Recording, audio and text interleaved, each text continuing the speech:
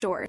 The story of Sinn and Charlie begins in a very ordinary, almost sitcom-like setup, two neighbors with what looks like a competitive streak between them.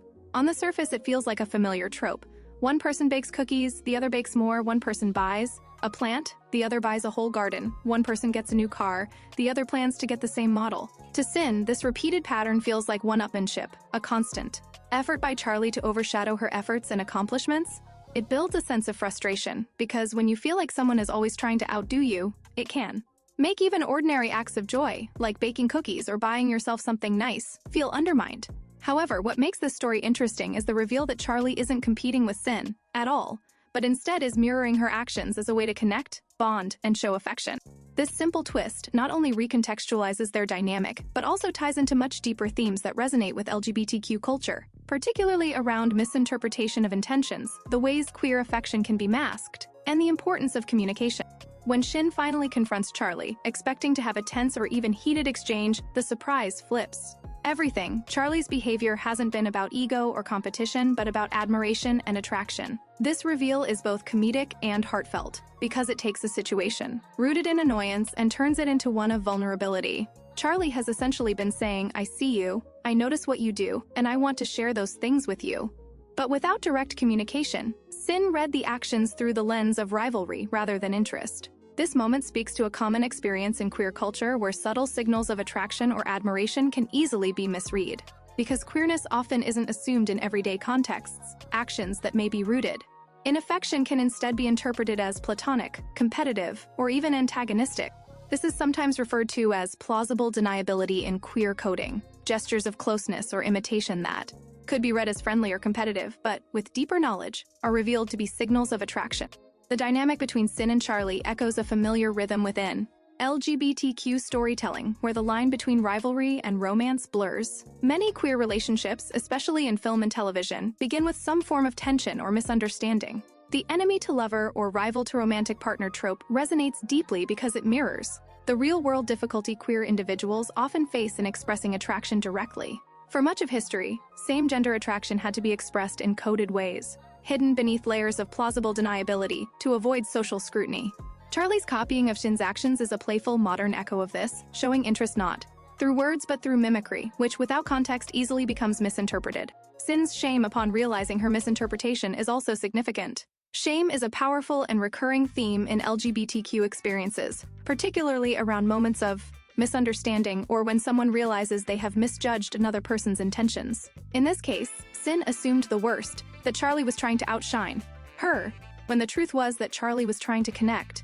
This realization not only deepens their relationship, but also becomes a lesson in communication, showing how assumptions can obscure genuine connection. In a broader queer context, this speaks to the necessity of clarity and openness in relationships. Many LGBTQ people know the pain of having their actions or intentions misread, or of misreading another person's cues because cultural assumptions about heterosexuality dominate. The resolution of the story, with Sinn embracing Charlie's suggestion to move past the miscommunications and embrace some good old-fashioned neighborly love, is particularly heartwarming. It highlights forgiveness, reconciliation, and the possibility of transforming misunderstanding into intimacy. Queer storytelling often thrives on these transformations, where initial distance, conflict, or confusion gives way to honesty and connection. This reflects real experiences where relationships grow stronger not by avoiding mistakes, but by navigating through them with compassion and openness. From a symbolic standpoint, Charlie's mirroring of Sinn's life choices can also be seen as an allegory for the way LGBTQ people often look to others as mirrors when coming to terms with their identity. Seeing someone else live authentically or admiring qualities in another person can spark feelings of connection that go beyond competition. Charlie wasn't trying to be better than Sinn, but to reflect her in a way that created closeness. This speaks to the way queerness often thrives in community and shared identity, where mirroring another person's actions or interests becomes a form of affirmation. The setting of neighbors adds another layer of resonance. Queer stories have historically highlighted the importance of proximity, of closeness, in everyday life that creates opportunities for intimacy to bloom. Roommates, colleagues, neighbors, these are the everyday contexts where queerness often emerges. In narrative, because they allow ordinary interactions to become charged with new meaning. For LGBTQ people, the girl next door or neighbor trope is especially poignant, as it highlights how attraction can emerge not in extraordinary circumstances but in the rhythms of daily life. Sinn and Charlie's story is charming precisely because it takes place in this mundane, everyday context of baking, gardening, and cars, and shows how queerness transforms the ordinary into something extraordinary. Culturally, this story also connects to the way queer affection can be masked under layers of behavior that may look confusing from the outside. For example, queer people throughout history have often hidden their affection in acts of mimicry, gift-giving, or other forms of subtle mirroring that could be passed off as innocent.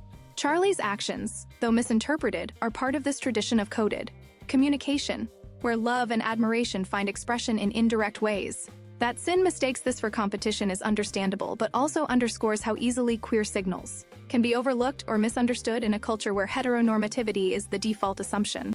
From another perspective, the story also critiques the culture of competition itself. Sinn is so used to seeing Charlie's actions as a challenge that she cannot initially imagine them as anything else. This reflects the broader cultural issue where women, in particular, are often framed as competitors, whether for success, attention, or affection, rather than collaborators or partners. In queer storytelling, flipping this expectation becomes powerful.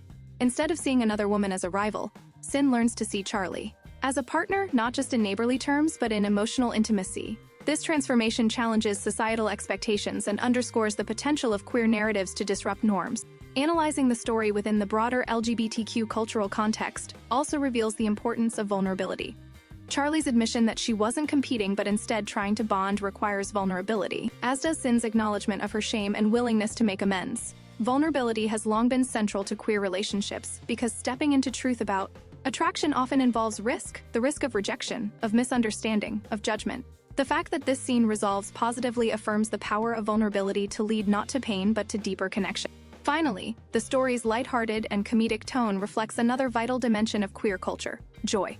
Too often, queer stories have historically been burdened with tragedy or loss, but narratives like Sinn and Charlie's offer something different. They remind audiences that queerness can be funny, sweet, and rooted in everyday misunderstandings that resolve into love. These kinds of stories are critical for showing the full range of LGBTQ life, which is not only about struggle, but also about the joy of recognition, the humor of misinterpretation, and the warmth of reconciliation.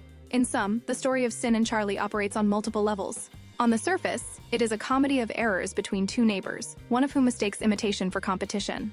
Beneath the surface, it is a reflection of how queer affection can be misread, how communication is essential, and how vulnerability and honesty transform relationships. In the context of LGBTQ culture, it resonates with themes of coded attraction, the history of misinterpretation, and the joy of discovering connection in unexpected places.